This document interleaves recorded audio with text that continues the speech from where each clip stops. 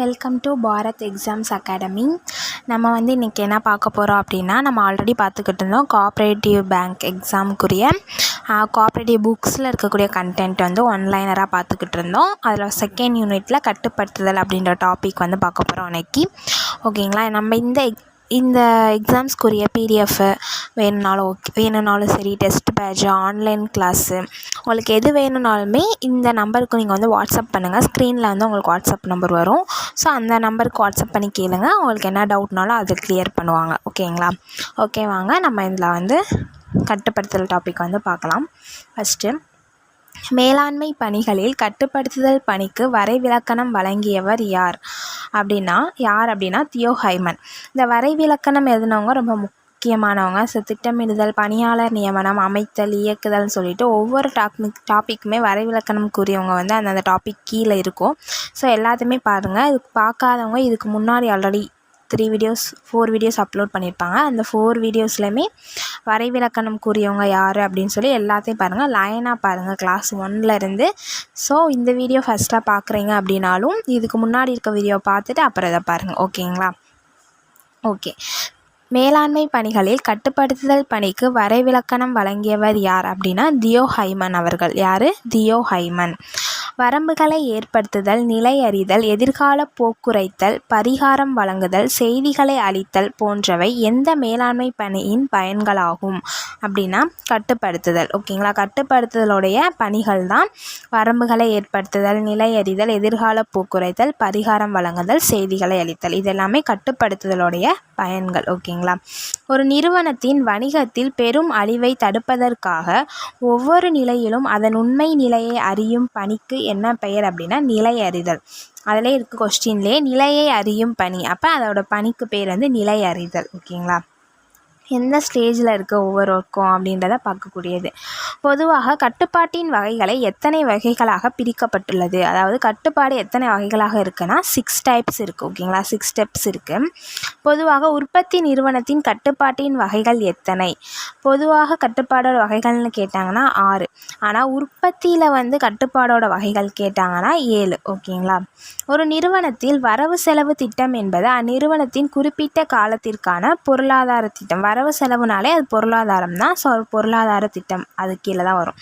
ஒரு பொருளின் அளவு, அமைப்பு, நிறம், வேலைப்பாடு போன்ற தன்மைகள் ஒருங்கே இருப்பதை குறிப்பது தர கட்டுப்பாடு.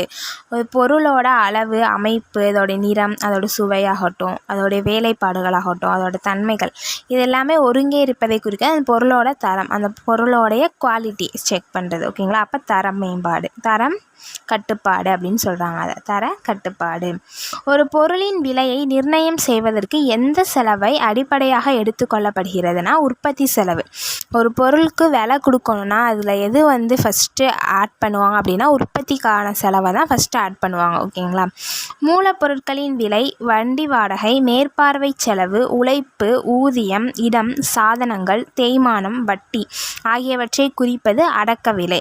இது எல்லாமே சேர்ந்து தான் ஒரு பொருளோட விலையாக இருக்கும். அந்த பொருளோட விலையை அடக்க விலைன்னு சொல்லுவாங்க. மேக்ஸில் படிக்கிறவங்களுக்கு தெரியும், காஸ்ட் ப்ரைஸ்ன்னு சொல்லுவாங்க. அது ரொம்ப இம்பார்ட்டண்ட்டாக இருக்கும். ஸோ இந்த அடக்க விலை வச்சு தான் லாபம், நஷ்டம், தள்ளுபடி, நஷ்ட சதவீதம், லாப சதவீதம் எல்லாத்துக்குமே காஸ்ட் ப்ரைஸ் யூஸாக இருக்கும். ஸோ மேக்ஸில் அது இருக்குது. ஸோ அதை தான் அடக்க விலைன்னு சொல்லுவாங்க. அதில் அந்த பொருளோட விலை, அதுக்குரிய வண்டி செலவு, அதுக்கு இப்போ ஏதாவது அழுகி போயிடுச்சுன்னா அதுக்குரிய செலவை அதில் ஆட் பண்ணுவாங்க. அந்த உற்பத்தி செஞ்சவங்களுடைய ஊதியத்தோட செலவு எல்லாத்தையுமே இதில் ஆட் பண்ணி தான் மொத்தமாக ஒரு பொருளோட விலை நிர்ணயிக்கப்படுகிறது. ஓகேங்களா? அந்த விலை பேர் தான் அடக்க விலை அப்படின்னு நம்ம சொல்கிறோம். ஓகேங்களா?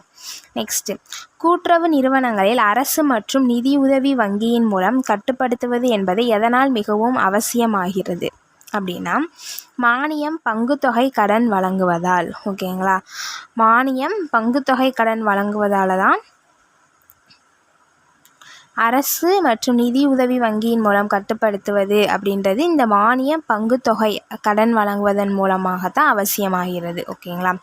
கூட்டுறவு அரசு அல்லது பதிவாளர் நிதி பதிவாளர் நிதியுதவி வழங்கும் வங்கி அல்லது ரிசர்வ் வங்கியின் மூலம் கட்டுப்படுத்துவதை எவ்வாறு அழைக்கலாம்னா வெளியிலிருந்து வரும் கட்டுப்பாடு. இதெல்லாமே வெளியிலிருந்து வரக்கூடிய கட்டுப்பாடுகள். ஓகேங்களா.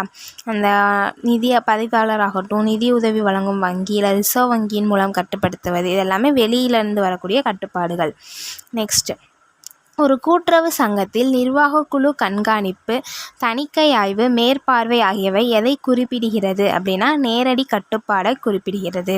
ஓகேங்களா. குழு கண்காணிக்கிறது, தணிக்கைனா ஆடிட்டர்னு சொல்லுவாங்களா, ஆடிட் பண்ணுறது, வரவு செலவு கணக்கு பார்க்குறது, அது ஆய்வு, மேற்பார்வை, இது எல்லாமே எது குறிப்பிடுகிறதுனா நேரடி கட்டுப்பாடு. ஒரு கூட்டுறவு சங்கத்தில் குறிப்பிட்ட காலத்திற்கு அனைத்து நடவடிக்கைகளையும் தீவிரமாக சோதனை செய்வது தான் ஆய்வுன்னு சொல்கிறாங்க. ரிசர்ச் பண்ணுறதுன்னு சொல்கிறது. ஓகேங்களா. ஆய்வுகள். ஓகேங்களா. அதுக்கடுத்து, ஒரு கூட்டுறவு சங்கத்தின் அனைத்து நடவடிக்கைகளையும் பரிசீலனை செய்து கணக்கில் உள்ள தவறுகளை கண்டறிந்து உண்மையான பொருளாதார நிலையை எடுத்துக்காட்டி சங்க நலன், சங்கத்திற்கு கடன் கொடுத்தவர்கள் நலன் மற்றும் அரசு பதிவாளருக்கு பொறுப்புள்ள வகையில் நடந்து கொள்வது எதனை குறிக்கிறதுனா இதை தான் தணிக்கைன்னு சொல்கிறோம். அதாவது ஒரு சங்கத்தில் இருக்கக்கூடிய எல்லா விஷயங்களையுமே அனலைஸ் பண்ணி அதில் இருக்க எது அதில் தப்பாக இருக்குது அப்படின்னு சொல்லி அதை பொருளாதார ரீதியாக நம்ம அதை சரி பண்ணுறோம்ல, அதை தான் ஆடிட் பண்ணுறதுன்னு சொல்லுவாங்க. ஓகேங்களா. இது தணிக்கை அப்படின்னு சொல்லி தமிழில் சொல்லுவாங்க. ஒரு பணியாளர் செய்த வேலையை மற்ற ஒரு பணியாளரை கொண்டு சரிபார்க்கும் முறைக்கு பெயர் உட்பரிசீலனை. இப்போ ஒரு குவாலிட்டி செக் பண்ணுவாங்க. ஃபஸ்ட்டு ஒருத்தவங்க ஸ்டிச் பண்ணி தராங்கன்னா அதை இன்னொருத்தவங்க கரெக்டாக இருக்கான்னு செக் பண்ணி அதில் இருக்க ஃபால்ட் அவங்க இது பண்ணுவாங்க. அது மாதிரி ஒரு பணியாளர் செஞ்ச வேலையை இன்னொரு பணியாளர் கொண்டு சரிபார்க்கிறது தான் நம்ம உட்பரிசீலனைன்னு சொல்லுவாங்க. ஓகேங்களா. சங்கத்தின் மகாசபை, ரிசர்வ் வங்கி, மாநில அரசு கட்டுப்பாடு, காலாந்திர அறிக்கைகள், நிதிநிலை அறிக்கை, வரவு செலவு திட்டம் ஆகியவை எதனை குறிக்கிறது அப்படின்னா நிர்வாகக் குழுவின் மறைமுக கட்டுப்பாட்டை குறிக்கிறது. எதை குறிக்கிறதுனா நிர்வாகக் குழுவோட மறைமுக கட்டுப்பாடு. இது எல்லாமே ஒரு சங்கத்தின் நிர்வாகக் குழுவில் அடுத்து வருகின்ற ஆண்டிற்கான வரவு செலவு இனங்களை திட்டமிடுவதற்கு பெயர் ஒரு சங்கத்தோட நிர்வாகக் குழுவில் அடுத்து வருகின்ற ஆண்டிற்கான வரவு செலவு இனங்களை திட்டமிடுவதற்கு பெயர் என்ன அப்படின்னா உத்தேச வரவு செலவு திட்டம். இனிமே வரதுக்குரிய அந்த வரவு செலவுகளை திட்டமிடுறதுக்கு என்ன பேர் சொல்கிறாங்கன்னா உத்தேச வரவு செலவு திட்டம். பட்ஜெட்டை அதன் முக்கிய அம்சங்களை அடிப்படையாக கொண்டு எவ்வாறு பிரிக்கப்படுகிறதுனா செலவின திட்டம் மற்றும் முதலீட்டு திட்டம். ஒரு பட்ஜெட்டு அப்படின்றப்போ அதோடைய முக்கிய அம்சங்களை அடிப்படையாக கொண்டு ஒரு பட்ஜெட்டை ரெண்டாக பிரிப்பாங்க. அது என்னென்னா செலவின திட்டம், முதலீடு திட்டம். எதுக்கு இருக்கிற பட்ஜெட்டை நம்ம எதுக்கு செலவு பண்ண போகிறோம், எதுக்கு முதலீடு பண்ண போகிறோம் அப்படின்ற ஒரு பட்ஜெட்னாலே எப்போயுமே இந்த ரெண்டாக தான் நம்ம பிரிப்போம். ஓகேங்களா. செலவின திட்டம், முதலீட்டு திட்டம். செலவின திட்டம் என்பது அன்றாட செலவினங்களை கட்டுப்படுத்துவது. செலவின திட்டம்ன்றப்போ செலவுகளை கட்டுப்படுத்துறது. ஒரு சங்கத்தின் நிதிநிலை அறிக்கைகள் மூலம் அதன் உண்மையான பொருளாதார நிலையை யாருக்கு தெரியப்படுத்த வேண்டும் அப்படின்னா அரசு மற்றும் நிதி உதவி அளிக்கும் வங்கிக்கு தெரியப்படுத்தணும். ஓகேங்களா.